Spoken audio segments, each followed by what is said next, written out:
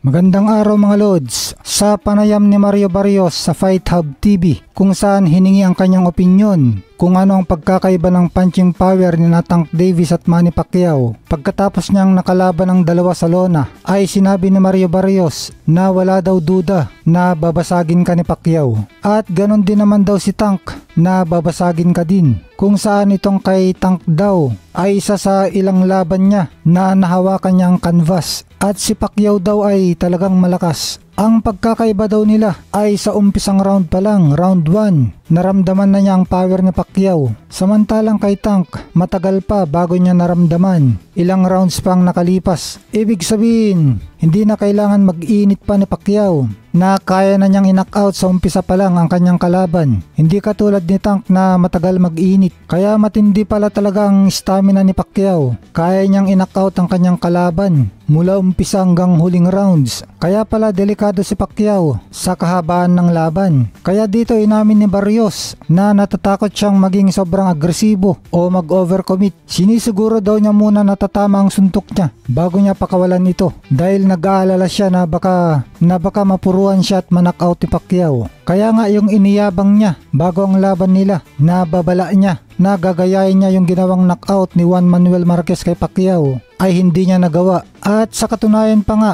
ay wala nang nakagawa nito. 11 mahusay na mga boksingero ang nakalaban ni Pacquiao pagkatapos ng ginawa ni Marquez. Kabilang na itong isa sa greatest fighter of all time na si Mayweather, ang Hall of Famer na si Tim Bradley at dating hari ng welterweight na si Keith Thurman at iba pang mga champion. Ay ni isa sa kanila ay wala nang nakanockout pa kay Pacquiao o kahit nakapabagsak man lang kay Pacquiao. Dahil syempre natuto na si Pacquiao at naging maingat na at mas matalino na siyang lumaro. Baliktad pa nga ang nangyari. Si Pacquiao pa ang madaming pinabagsak mula noon. 6 na beses niyang pinabagsak si Chris Algieri. 2 beses niyang pinabagsak si Timothy Bradley. Pinabagsak niya ang Noy defending champion na si Jesse Vargas. 3 beses pinabagsak si Lucas Matthysse na champion din noon. At pinabagsak din ni Pacquiao ang tumalo kay Barrios na nooy hari ng welterweight, dating unified welterweight champion, Keith Thurman. At ito na naman nga, sinasabi naman ni Tank Davis na mas malakas siya kay Pacquiao dahil ni-knockout niya si Barrios, samantalang hindi man lang napatumba ni Pacman si Barrios. Kaya dahil dito ina-knockout daw ni Tank si Pacquiao pag naglaban sila.